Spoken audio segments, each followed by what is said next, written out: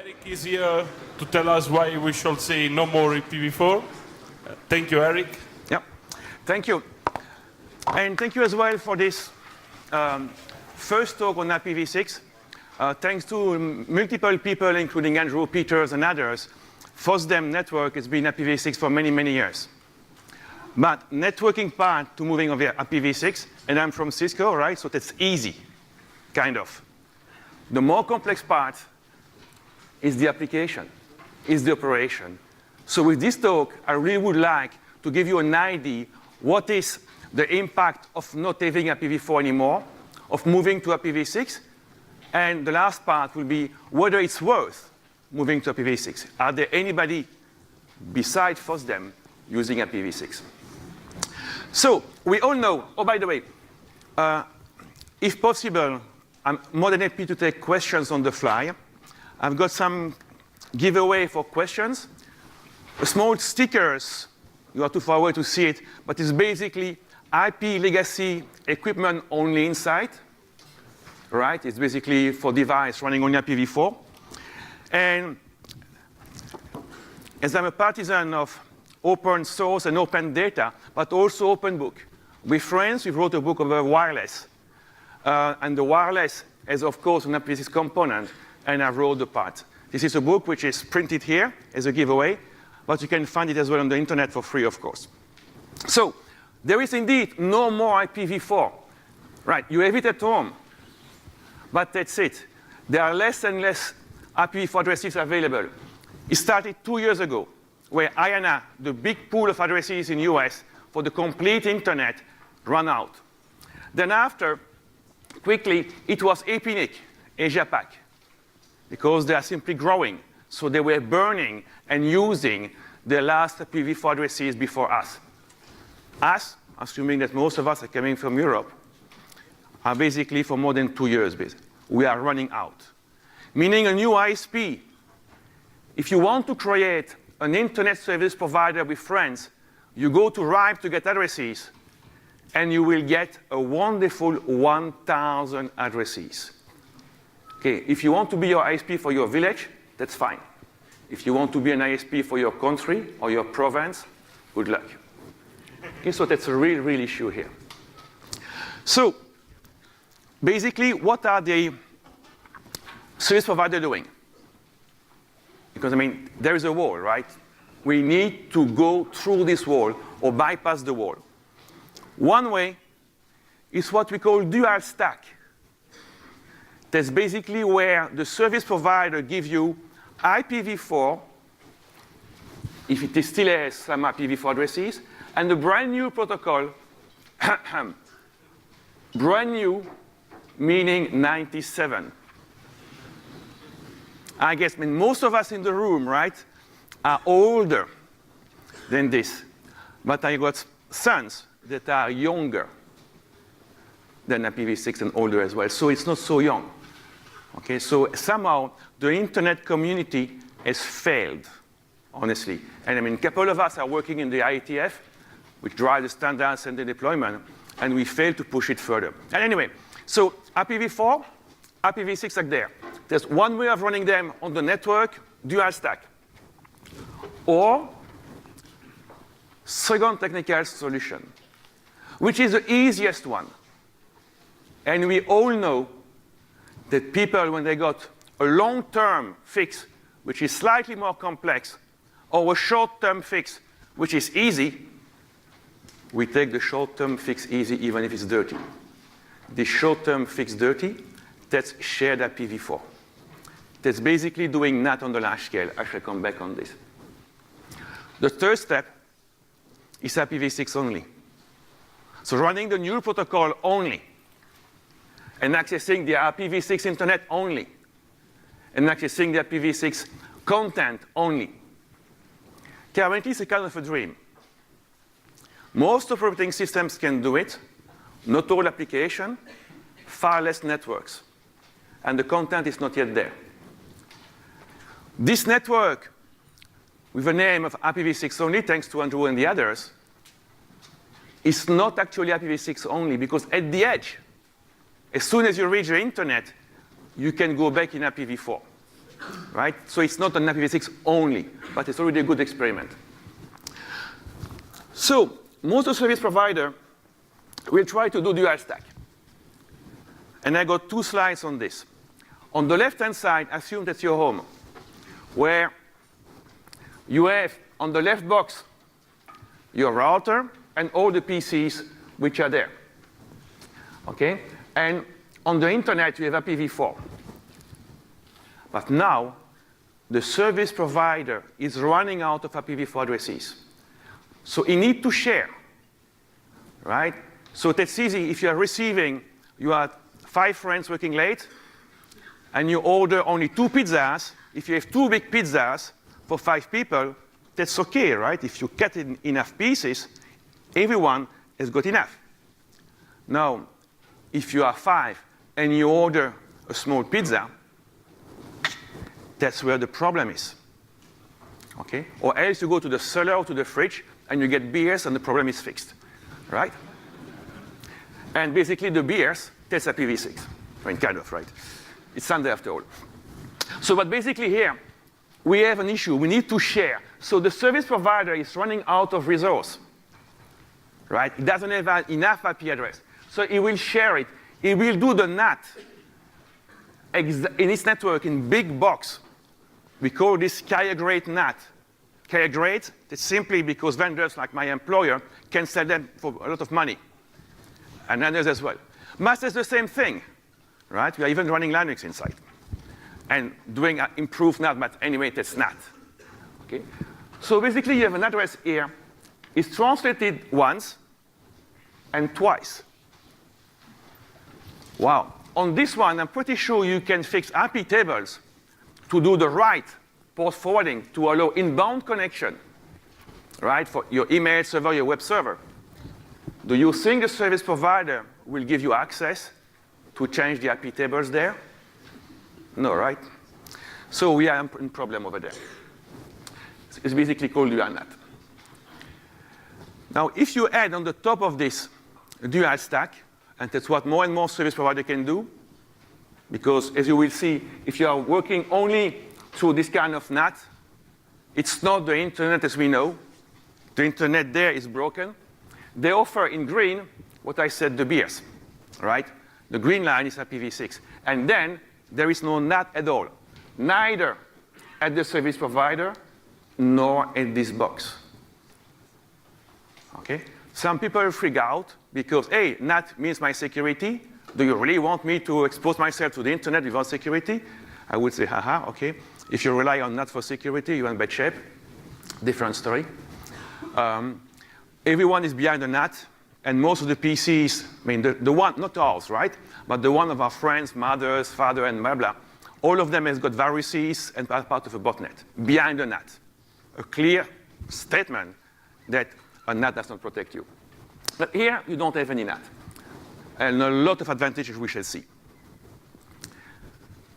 So, meaning that every content provider now needs to prepare itself to a world where, or application, right, where inbound connection to your application, to your content, can be like before, a single public IPv4 address per everyone, or a shared IPv4, or a mix of IPv4 and IPv6. Right? Multiple solutions, but you must be ready for them, your application, your servers. So we all know that there are only 65,000 TCP ports, right? And if the NAT is kind of naive and efficient, it means that per IPv4 address that is shared by the service provider, it can have only 65,000 connections, right? 2 to the power of 16. Now, if he's sharing this IP address by 1,000 subscribers, a couple of streets in downtown, it means that every subscriber has only 60 connections. I am a father of 2. I think we have 3 Androids, 1 Android tablets, 1 iPad. Everyone has got a laptop, plus a couple of devices. It's not enough, okay? I have a Jabber session open, I have Facebook open and refreshing every time. I need way more session. And we all know that Ajax relies on other session. Example coming from Japan. I mean, actually, it is the map of Brussels downtown. And you know, with Ajax, we are downloading tiles on Google Maps. Just using it as a visible example. If you are running out of connection when you create a new Ajax request or object, you cannot get a tile, and the map is empty. So on the map, you see it. Now, what if it's a game? What if it's an e-banking application when you only get part of the information? Your application, at least, must support that when it tries to get and open a connection to Ajax, it can fail. Okay, gracefully fail and display a warning there. Now, questions for you. I'm not sure whether you know what Speedy is. Who knows Speedy? Okay, so for the other half, right? Speedy is basically a TLS connection where you multiplex HTTP requests on the top of it. So all the Ajax connection of before on the background map will go over a single TCP TLS session. Okay, so you will not exhibit this behavior. But at some point of time, it will fail anyway. You can simply open more tabs, more browser windows, and that's it. Reputation now. And I don't know how much of you are working into the spam world. But to oversimplify, if you receive an SMTP connection to send you an email coming out of some countries, and again, just to take the obvious, like Nigeria, right, you may suspect it's coming out of spam. And some very specific IP addresses are reputed as spam because they are open relays, for instance, right, or they're part of a botnet. You do it per IPv4 address, public. Now, if your host is behind this big carrier grade NAT, the bad guy is there with 1,000 at a good guy. It brings the reputation of the shared IPv4 address, the one used by these 1,001 people, when they go to the internet, as bad. Okay? So your good email could be marked as spam, not good. Or vice versa. The spam could be categorized as ham, as good, not good.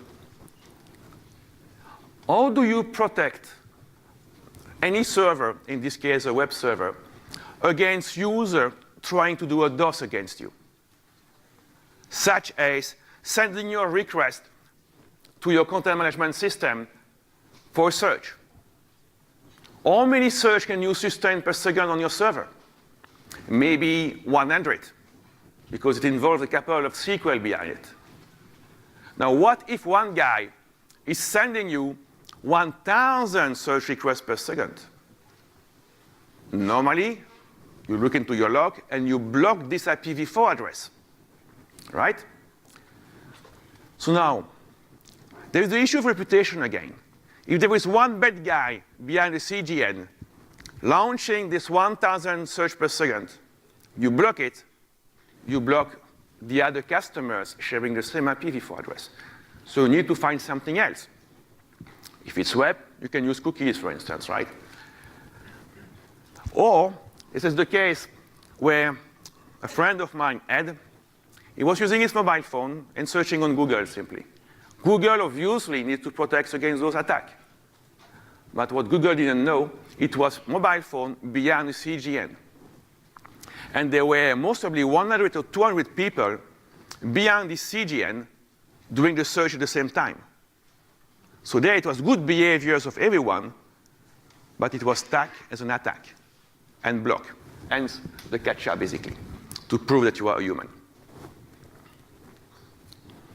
And the other part, I mean, all applications, most of them are good, well written, but they will be attacked at some point of time. If your application has some value, it will be attacked. And in some cases, you want first, of course, to make your application more secure. But in some cases, you may want to trace back to see who is attacking you. It becomes much, much more complex, right? Because an IP address doesn't mean anything. Service providers now need to keep the logs of the translation, saying, hey, this subscriber at that specific period of time used that IP address, as they do right now, and this TCP ports. Meaning now, in all your logs, even if you don't want to go to the IPv6 route, in all your logs, for whatever application you need, if you are logging the remote IP address, you also need to log accurate time and ports, the remote ports, TCP or UDP. So in case of incident, we can trace it back to the source of the attacker. And that's basically what I'm explaining on this slide. If your application uses Apache, that's basically one way how you can configure Apache to log the ports. And that's basically in red what's happening here. So a friend from Yahoo ran this. Maybe you have seen this. That's a big thing. It's a CGN, and you see it's 100% loaded. And basically it means that on the left-hand side, you have multiple IP address, multiple subscriber, but they appear to the internet as a single one. And by the way, you are also losing your geolocation there. So if you look there, you see C, like Seattle, SGC, they are airport codes, right? Like San Jose, Oak, like Oakland. And you see as well here, bad guy, like the bad guy. And this bad guy misbehave. And that's what I've explained. What are you left to? Cutting everyone. That's basically the internet that we are heading to. Okay? It's not the internet we knew 3 years ago, 5 years ago. If you want to keep the internet we knew 3 or 5 years ago, we need to get the move and move to IPv6. So let's talk about it. OK, I tried to summarize IPv6 in one slide. So one thing is basically the same thing. It's like IPv4, but with much larger addresses. Such thing like 128 bits rather than 32, okay, of use it will have impact. There is no NAT. Okay? I already explained it doesn't bring anything against security. It even makes things simpler, right? Because there is no NAT, less configuration. Everything which is simple is always more secure than something which is more complex. So it's security. Data link layer, no need to change. Your Ethernet, your Wi-Fi will run unchanged. The transport layer, the socket API that you are using for TCP or UDP or whatever, no change. Application themselves are unchanged. And I put quote, because I'm spending the rest of my talk explaining what are the changes. But basically, postfix, DNS, whatever you want, are running perfectly fine over TCP. The protocol even changed. So basically, it's IPv4. It's neither better nor more secure. There's been IPv5, as I said, a long time ago. Everything is pretty much identical, including IP security or SSL. They work the same. The only benefit, honestly, is the big address space. And the benefit of the big address space, as I said, we get back the internet we had 5 years ago. And I think it's important. 128 bits, that's a long, long, long number. The only way to do it is to write them in hexadecimal. Right? Everyone hates hexadecimal. And you will have to explain shortly to your daughter, or to your girlfriend, to your boyfriend, or whatever, how to spell an hexadecimal address. Okay? It was already difficult with an IPv4 address, even more. We simply block them, group them by 4 digits. Okay? Block of 32 bits if you do the math. And there are multiple ways of writing it. There are, of course, letters, like A, B, C, D, E, F, that you can write in lowercase, in uppercase. Oh, so now you need to be search insensitive in your text file or whatever. And we are also removing zeros, okay? Because hidden zeros are useless. And multiple block of zeros can be suppressed and replaced by a single colon, colon 1. Okay? Could even be if you have this address in IPv6, which is the equivalent of the 127.0.0.1, the loopback address, right? LO0. You replace all those blocks of zeros by colon, colon. And you have this address, which is colon, colon 1. Okay. So you see geeks now having T-shirt, there is no such place as colon, colon 1. Right. That's nice T-shirt. This one, with all the zeros, which is used mainly for default route, on the v6 address, when you do not know yet your IP address, is full of zeros, is written colon, colon. I mean, I'm used to it, but the first time you need to scratch your head. If you see in an error message, your address is colon, colon, you look, hey, where is my address, right? But it's there. Of course, then, with such numbers, you really, really need to get DNS working. And DNS has two ways with IPv6.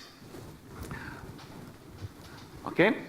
You have, in the IPv4, you get the A to translate the host name to IP address, and you get the reverse mapping, what they call the PTR records, to translate an IPv4 address into a name. In v6, we've got the same thing, of course, because we need to do the same function. And we have there the quad A to translate a name into an IPv6 address. Now, if you wonder why a quad A, that's simple. A was for an IPv4 address, 32 bits. So quad A is for 4 times longer addresses, 128 bits, like IPv6. And that's the real story. Now, the reverse is, of course, you need to spell out all the numbers. It's mostly impossible to do it by hand. Okay? You need to get tools for doing it. And the last point with DNS, in the case of DNS, you need to transport the DNS request. You can do it over IPv4 or IPv6. It's orthogonal, right? You can send a request for an IPv6 address over an IPv4 UDP or over an IPv6 UDP and vice versa. What you request over DNS has no link with the transport mechanism. Could be completely divergent. Readiness. Are we able to do it? Yes, for many, many years. Okay, routers, switches, PCs, OS, whatever you want. Everyone is ready. Application, Microsoft, macOS are, and of course, for many times longer, the Linux and the BSD are as well. Okay? So there's not so much an issue on the operating system or on some application. A lot of application, specifically in the public domain open source, are dual stack for many, many years. I don't remember when Apache got v6 support, but I'm running an Apache server over IPv6 since 2005, right? And it was IPv6. So it tells you how much the open source community was in advance there. Coexistence, quickly. And you need to understand a few things. And for instance, there's a reason why we need to talk about DNS. I have a dual stack PC on the left. And I have any kind of servers, take it web, that could be whatever you want. I put IPv4 internet and IPv6 internet over there, like two clouds. But actually they are the same, of course, right? There's the same routers, the same optical fiber, the Wi-Fi, whatever. There's the same. But it's easier to show here on the slide. Now, if the PC wants to visit, let's say, a server foo.com, he asks to its DNS server, what are the v4 and the v6 addresses to request, by the way. And in this case, the server will reply, here are the two addresses, one v4, one v6. Then it's up to the PC, and that's maybe what looks slightly surprising. It's up to the client, to the initiator, to decide whether to use IPv4 or to use IPv6. It's not up to the application on the right-hand side. It's not up to the server on the right-hand side to decide. Okay? Then it will go one way or the other way. Not easy at all. The decision is done by the initiator. Two ways of doing it. There is some kind of local policy within the operating system of the initiator that say, here the set of my addresses, v4 and v6. Here are the set of IP addresses, v4 and v6, of the server. Which one should I use? And let's say the internet has tried to make a good decision there. Or you are more pragmatic, and you rely on the stuff written by Dan Wing and Andrew. Andrew being the guy with the curly hair and the yellow T-shirt in the front there, right? Which is API eyeball. Eyeball being this in English, right? And you want to keep the user of the application happy. And how you do it? By ensuring that you start connection v6 first, you wait a little, and you open IPv4 connection. And then you use the fastest one, summarizing. Okay? So if v6 is faster, you get v6. If v4 is faster, you take v4. If both of them are mostly equal, typically you go over v6. So far, so cool. To my understanding, only Chromium implements this RFC to the letter. Without any big surprise, Windows and OS 6 do something different. So now, I mean, it's kind of laughable, right? It means the application on the right-hand side needs to understand those three different behaviors and be ready for them. And you don't know it, because when you start, you receive the TCP SYN, you don't know, right? There is no user agent string there. It's way later that you get the user agent string. So content has no influence there. So what you can do as well is using something called NAT64, and it's basically what the Wi-Fi team is using here, where basically you ask the address of the server. If you get v6, you go direct v6. Else, you go to a specific box called NAT64. It's nothing from IPv6 to IPv4. As I said, the application are unchanged. It's still HTTP, HTML, and blah, blah, blah, blah. So you simply need to change the network layer, IPv4 addresses to IPv6 addresses, and shuffle a bit in some field, and you're gone. Easy. You can do it as well on the server side. So in this case,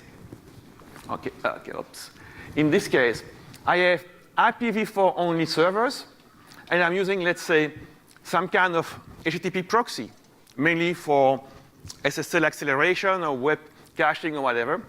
So the people coming from the IPv4 internet go traverse on your DMZ, maybe a firewall, but arrive at the reverse proxy, okay, vanish, HA proxy or whatever, before going to the IPv4 server. All those proxies, they're application proxies, so they can receive a connection over IPv6 on the left-hand side, do the proxy at the application layer, and connect back to IPv4.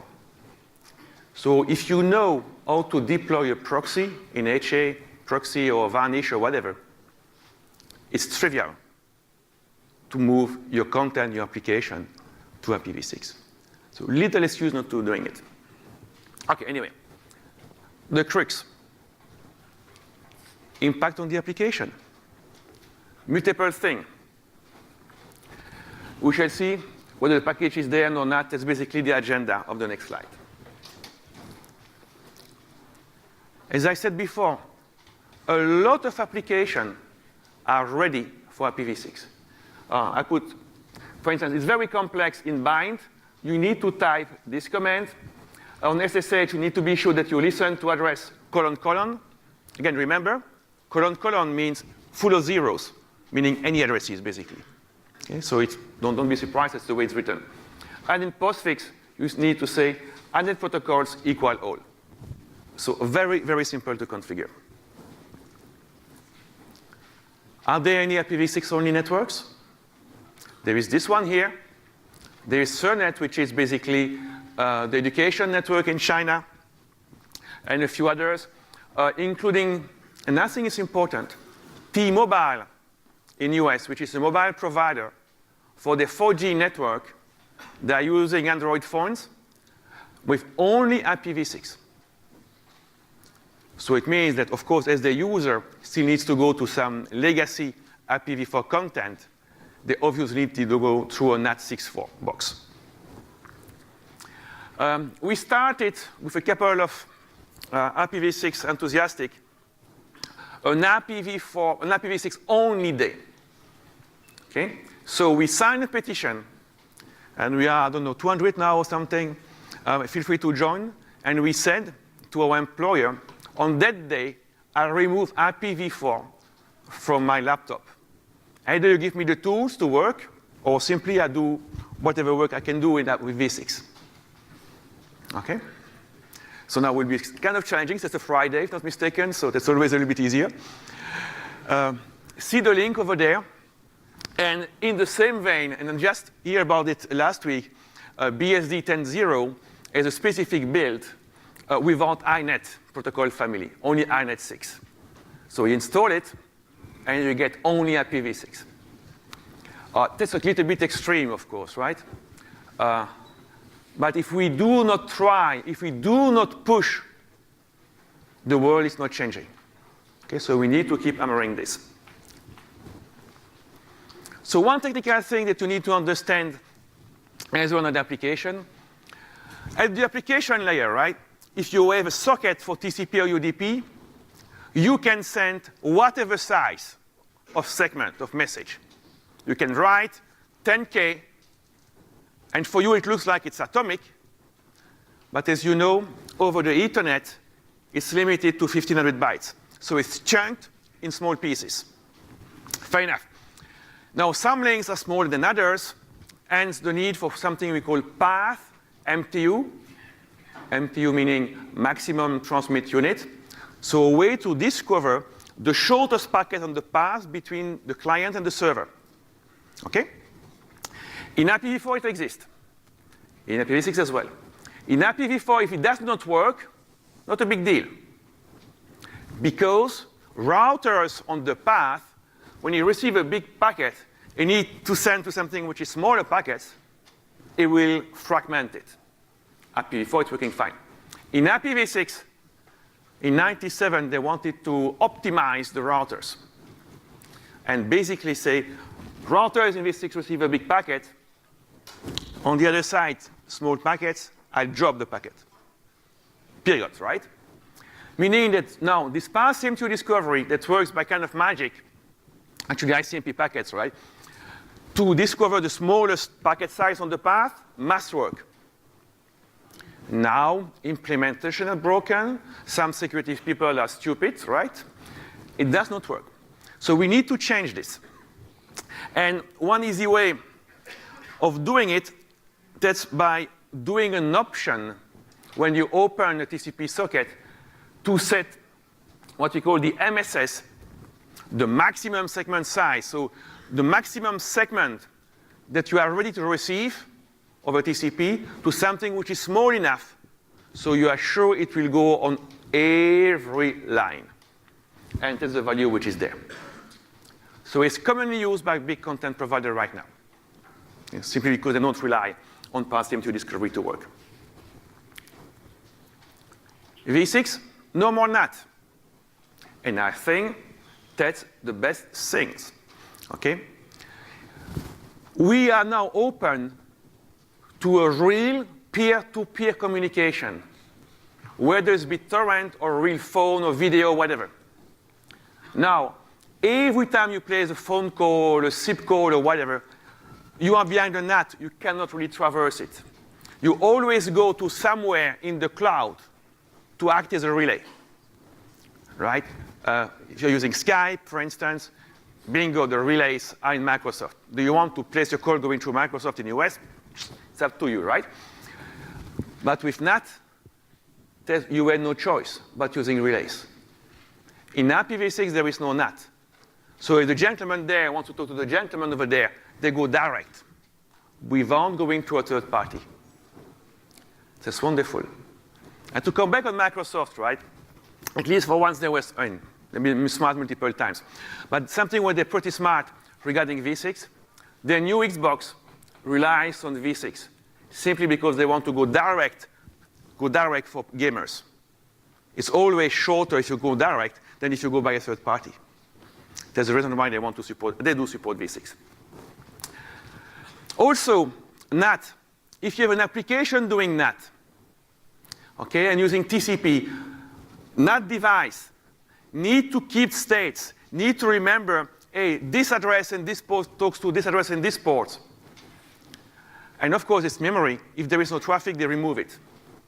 So your application right now needs to send keep alive over TCP, right? Every few minutes, simply to keep this state in the NAT device up, prevent it to be being removed.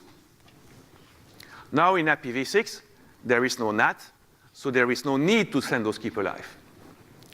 And we made some experiment in a different framework about the battery life of a mobile phone, whether you are keep alive and sending radios. It changed a lot, dramatically, if you want to send keep alive quite often, or you don't send keep alive, because you don't need to try to maintain state in your NAT IPv4. So really important. Now, when writing application, you need to be aware that the IPv6 addresses are much bigger. Okay, looks obvious. So you need to have a screen which allows the input and the output of V6 addresses. Same for the configuration file. If you store it in a SQL database, you need bigger field. Your lock need to understand it. Looks easy. But I was talking once to a developer of application, you know, on this small payment terminal you get in shops. When you put your credit cards or MasterCards, they do not have, an IPv6 address is maximum 39 characters. The width of the screen is 20. Okay, you can tell me, it's easy, right? We can write it on 2 lines. After all, I mean, we tried it. The keyboard now. How many keyboards have you seen on those machines? Hexadecimal. Right? None of them. It's 0 to 9. There is no A, B, C, D, F. Okay, now we can again, right, like SMS, right? Press twice to the 0 and you get A. Press 3 times to the 0, you get B or whatever. Not that easy. I would love to draw your attention to those 2 functions in blue.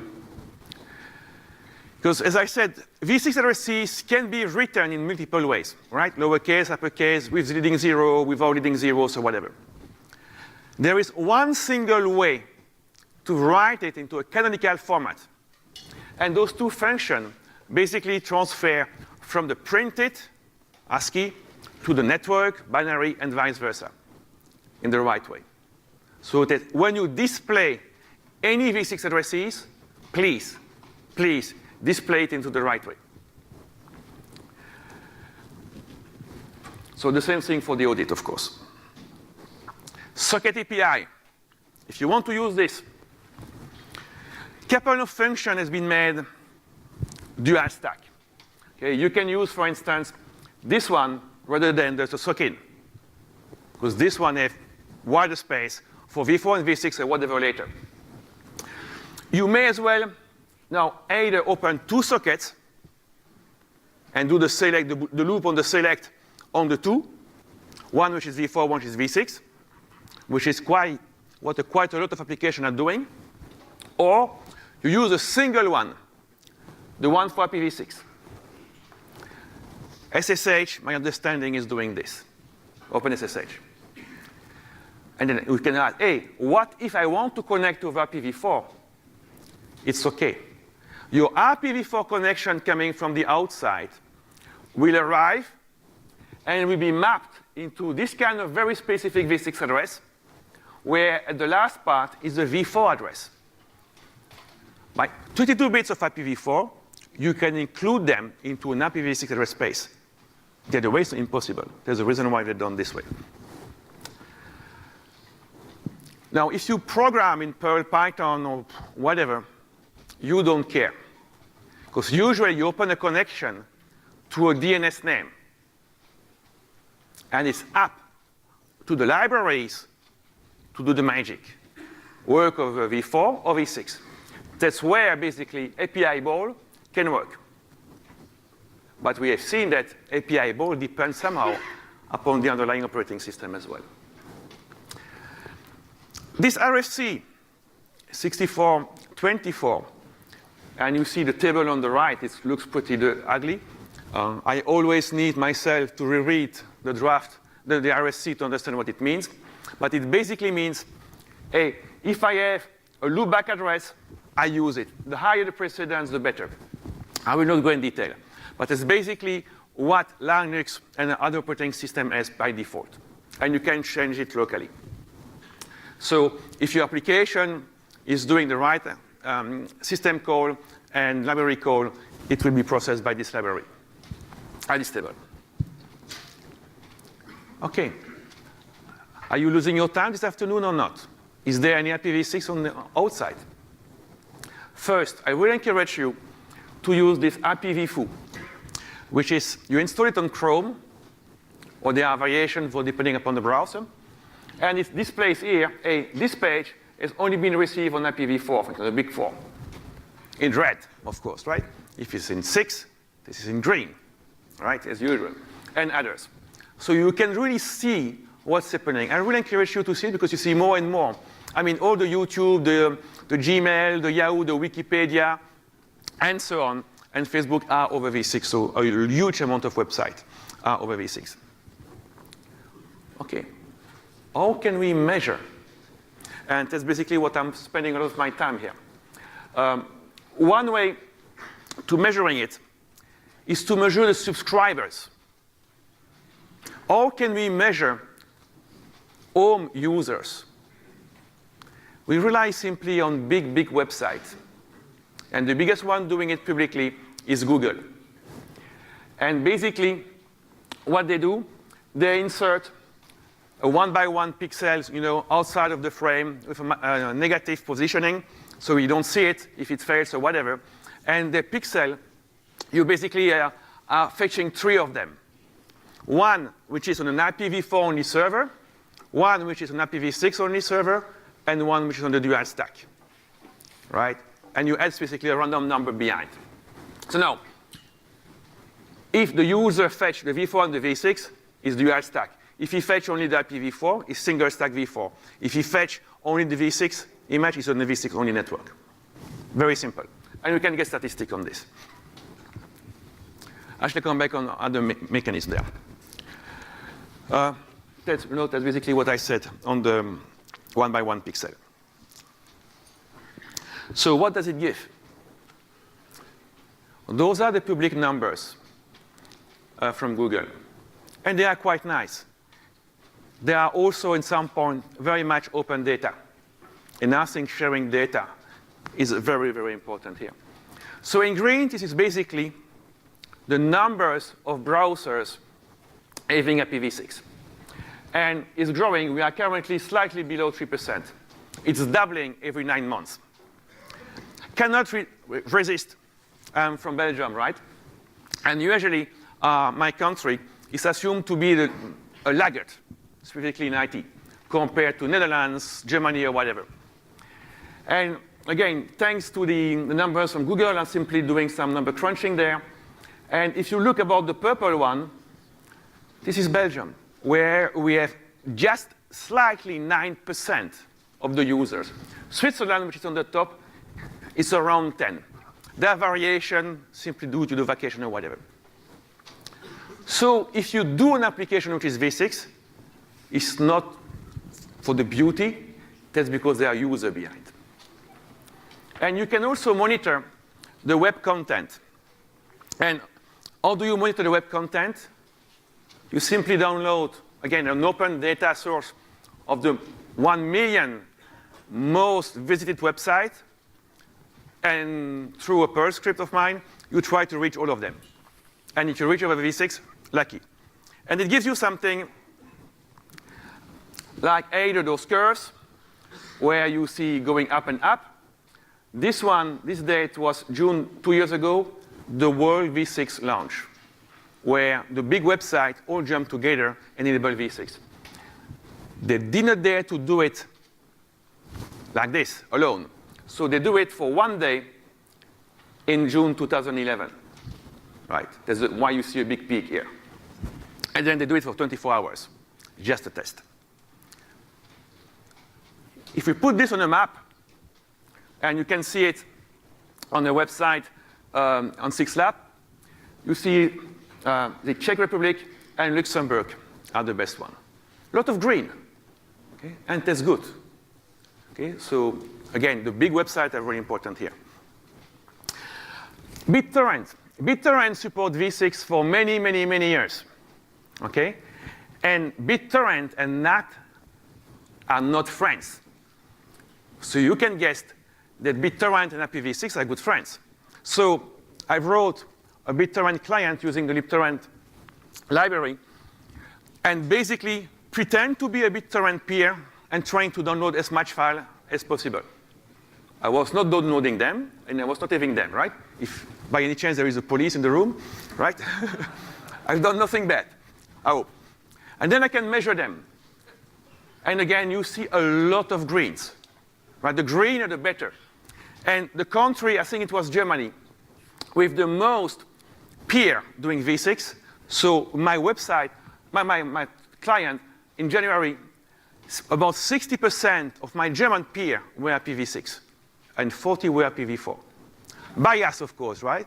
Because IPv4, they are behind the NAT, and I cannot reach them. Okay, they only can reach me. So the numbers need to be taken between, with some precaution here. Okay, with this, I think I'm mostly just on time. We have mostly time for 1 or 2 questions, or more after. And don't forget, if you have questions, you can book your stickers. Now, if the question is bad, you have nothing, right?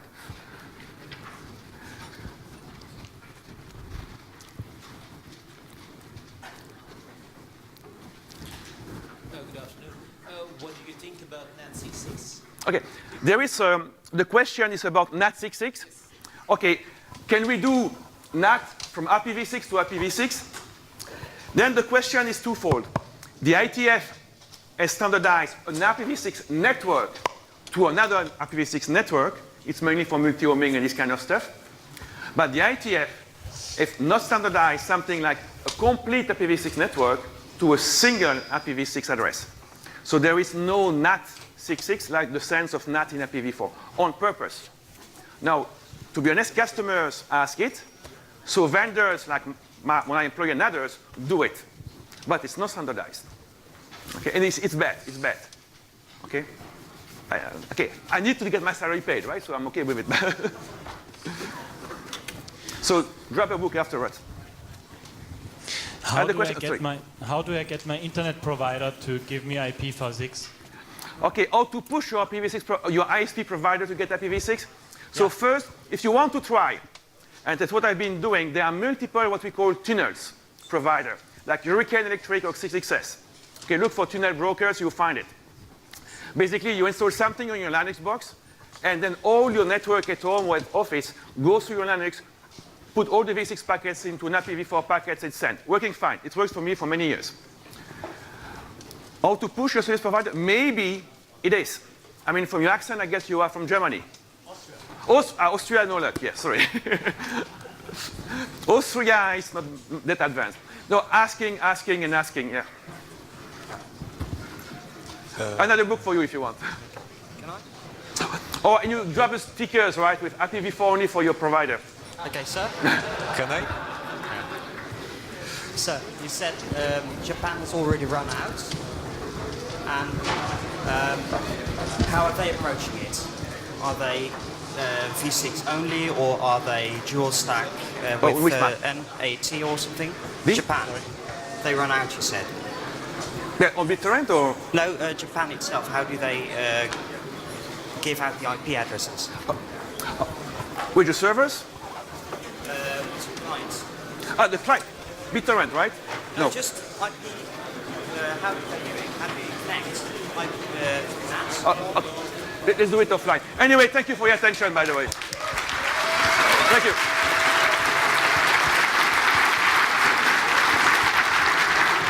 So now you are on a quest, right? Enable IPv6 when going home.